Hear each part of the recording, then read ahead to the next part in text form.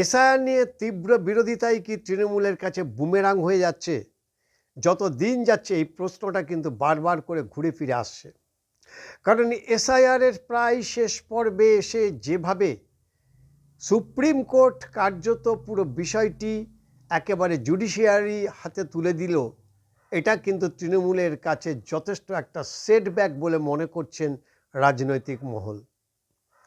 SIR শুরুতেই রাজ্যের মুখ্যমন্ত্রী একেবারে মঞ্চ থেকে গলা ফাটিয়ে চিৎকার করে বলেছেন যে কোনো মতেই এসআইআর তিনি করতে দেবেন না। এসআইআরের সাথে যুক্ত যে সমস্ত অফিসাররা রয়েছেন, বিএলওরা রয়েছেন, তাদেরকে তিনি একেবারে সরাসরি বলেছেন যে কোনোভাবেই যেন তারা এই এসআইআরের সাথে যুক্ত না হয়। যদি নির্বাচন কমিশন তাদের বিরুদ্ধে কোনো ব্যবস্থা নেয় তিনি দেখে নেবেন। একাধিকবার মুখ্যমন্ত্রী এবং অভিষেক বন্দ্যোপাধ্যায় এই এসআইআর নিয়ে নির্বাচনের তীব্র বিরোধিতা শেষ পর্যন্ত তৃণমূলের কাছে একটা সেটব্যাক হয়ে দাঁড়ালো বলে মনে করা হচ্ছে। কারণ এই লজিক্যাল ডিসক্রিপেন্সি নিয়ে যে 1,40,00,000 নামের তালিকা নিয়ে গণ্ডগোল রয়েছে, কার্যত এই তালিকা তৈরি করার দায়িত্ব সমস্ত বিচারপতিদের হাতে তুলে দিয়েছে সুপ্রিম কোর্টের প্রধান বিচারপতি বেঞ্চ। পরিষ্কার নির্দেশ দিয়েছেন নির্বাচন কমিশন এবং যারা রাজ্যের ইআরও, এআরও বা বিএলও রয়েছেন তাদের সাথে সম্পূর্ণভাবে সহযোগিতা করবেন এই বিচারকরা। তারাই ঠিক করে দেবে যে এই লজিক্যাল ডিসক্রিপেন্সিতে কাদের নাম থাকবে, কাদের নাম বাদ দেবে। বহু চেষ্টা করেছিল এই পদ্ধতিকে আটকানোর জন্য, জুডিশিয়ারি যাতে কোনো রকম হস্তক্ষেপ না হয় তার জন্য বহু চেষ্টা করেছিল। আজকেও কল্যাণ বন্দ্যোপাধ্যায় সুপ্রিম কোর্টে গিয়ে তিনি মামলা করেছিলেন এবং তিনি সেখানে বলেছেন যে যারা বিচারপতি বাইরে থেকেও আসছেন তারা কেউ বাংলা জানেন না। কিন্তু সুপ্রিম কোর্টে একটা চরম ধাক্কা খায়। সুপ্রিম কোর্টে পরিষ্কার নির্দেশ যে উড়িষ্যা এবং ঝাড়খণ্ড থেকে যারা আসছেন তারা বাংলা ভাষাটা খুব ভালোই জানেন এবং বাংলা ভাষাটা খুব ভালো বোঝেন। বারবার করে এসআইআরকে আটকানোর চেষ্টা করেও শেষ পর্যন্ত সুপ্রিম কোর্টের হস্তক্ষেপের শেষ পর্যন্ত এসআইআর সম্পূর্ণ করার শেষ পর্যায়ে এসে একটা দাঁড়িয়েছে, এমন একটা পরিস্থিতি এসে দাঁড়িয়েছে যে কোনো মূল্যে এই ভোটার তালিকা তৈরি করতে হবে। 28শে ফেব্রুয়ারি প্রথম দফার এই খসড়া তালিকা তৈরি হবে এবং সেটা প্রকাশিত হবে। পরবর্তীকালে সাপ্লিমেন্টারি হিসাবে যে সমস্ত নামগুলি যেগুলি বাদ চলে গেছে বা এই লজিক্যাল ডিসক্রিপেন্সিতে জন্য তারা আটকে গেছে সেগুলিকে একটা নির্দিষ্ট পদ্ধতি মেনে এই নাম তুলতে হবে।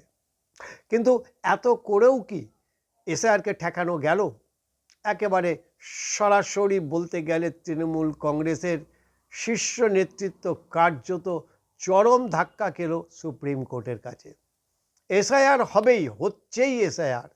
আর লজিক্যাল ডিসক্রিপেন্সি নিয়ে যেটা বারবার করে বলেছিল সে লজিক্যাল ডিসক্রিপেন্সি এখন কিন্তু বিচারকদের হাতে চলে গেল। মাঝখান থেকে যেটা হলো যে নির্বাচন কমিশন তারা হাত ছেড়ে ফেললো, টোটাল দায় এখন ওই বিচারপতিদের হাতে। বিচারকরা ঠিক করবেন কারা থাকবে কারা থাকবে না। ভারতীয় সংবিধান যে কতটা শক্তিশালী সম্ভবত আরও একবার টের পেলেন রাজ্যের মুখ্যমন্ত্রী এবং তার দলের শীর্ষস্থানীয় নেতারা। যে গণ্ডগোল হয়েছে এসআইআরকে কেন্দ্র করে সেটা সেটব্যাক হয়েছে। বাংলার খবরে আমরা বারবার করে বলছিলাম যে পথে তৃণমূল কংগ্রেস এই বাধা দিচ্ছে, যেভাবে বাধা দিচ্ছে সেটা তৃণমূল কংগ্রেসের কাছে বুমেরাং হবে না তো? আমাদের আশঙ্কা কিন্তু সত্যিই হলো। রাজ্যের সমস্ত আইন শৃঙ্খলার দায়িত্ব রাজ্য প্রধান যে রয়েছেন পুলিশের ডিজিপি তার হাতে, সম্পূর্ণ দায়িত্ব তার হাতে। ইতিমধ্যেই 480 কোম্পানি কেন্দ্রীয় বাহিনী পশ্চিমবঙ্গে চলে আসছে। 28 তারিখে 240 কোম্পানি আসবে এবং মার্চের 2 বা 3 তারিখে বাকি 240 কোম্পানি এই কেন্দ্রীয় বাহিনী ঢুকবে।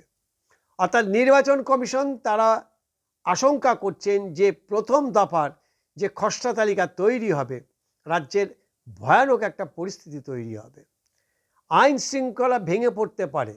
যে কারণেই কেন্দ্রীয় বাহিনীকে তারা এখানে তলব করেছেন বা কেন্দ্রীয় বাহিনী চেয়ে পাঠিয়েছেন। তাদের আরও এক ধাপ বেরিয়ে সুপ্রিম কোর্ট কড়াভাবে জানিয়েছে যে যদি রাজ্যের আইন শৃঙ্খলা রক্ষা করতে পুলিশ ব্যর্থ হয় তাহলে সমস্ত দায়িত্ব সুপ্রিম কোর্ট নিজেই নেবে এবং কড়া পদক্ষেপ নিতে পিছপা হবেন না। যদি সময় মতো এসআইআর শেষ না হয়, ভোটার তালিকা তৈরি না হয়, যদি নির্দিষ্ট সময়ের মধ্যে এই ভোটার তালিকা তৈরি না করার ফলে ভোট না হয়, তাহলে তার ভবিষ্যৎ কী হবে সেটা সকলেই জানে। সেনাবাহিনীর আন্ডারে চলে যাবে এবং সেনাবাহিনীর তত্ত্বাবধানে এই ভোট হবে। পশ্চিমবঙ্গের সামনে যে অশনি সংকেত, যে কালো মেঘ জমা দিয়েছে এসআইআরকে কেন্দ্র করে, সেটা এত চট করে কিন্তু যাবে না। ভোটার তালিকা সংশোধন নিয়ে যে গলদ ছিল এবং সেখানে যে জল আর দুধের মধ্যে জলের সংখ্যাটাই বেশি ছিল, দুধ কম ছিল, সেটা এখন প্রমাণিত। আর এটা বুঝতে পেরেছে বলেই শাসক দল তারা মরিয়া হয়ে চেষ্টা চালাচ্ছে। এবং সবাইকে সবথেকে বড় ব্যাপার যে আজকে আদালত উড়িয়ে দেওয়ার ইমেল করেছে বেশ কিছু জায়গাতে, রাজ্যের বেশ কিছু আদালতে ইমেল করার তারা একটা হুমকি দিয়েছিল।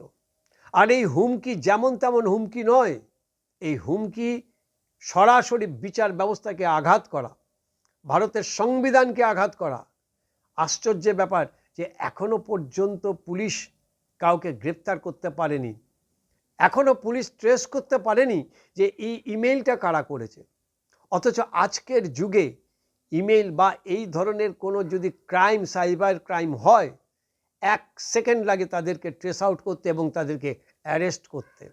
পুলিশ কিন্তু করেনি। তাহলে কি বিচারপতিরা বা বিচারকরা যারা এই এসআইআরের সঙ্গে যুক্ত, তাদেরকে ভয় দেখাতেই এর থ্রেটটা করা হলো? কারণ যে বিচারকরা এর প্রক্রিয়ার সঙ্গে যুক্ত হয়েছেন, তারা নির্বাচন কমিশনকে বলেছেন যে আমাদের নিরাপত্তার ব্যবস্থা কী হবে। সুপ্রিম কোর্টে তাদের নিরাপত্তার ব্যবস্থার জন্য এই কেন্দ্রীয় বাহিনীকেই তারা দায়িত্ব দিচ্ছেন। এমন একটা পরিস্থিতি তৈরি হয়েছে রাজ্যে যে যেখানে বিচারপতিরা পর্যন্ত তারা নিজেদের নিরাপত্তা নিয়ে চিন্তিত। সাধারণ মানুষের কথা বাদ দিন, খোদ বিচারপতিরা তারা তাদের নিরাপত্তা, তারা তাদের সুরক্ষা নিয়ে প্রশ্ন তুলছেন এবং নিরাপত্তা চাইছেন। সেইখানে দাঁড়িয়ে এই এসআইআর কতটা সমানভাবে হবে বা কতটা সফল হবে সেটা সময় বলবে।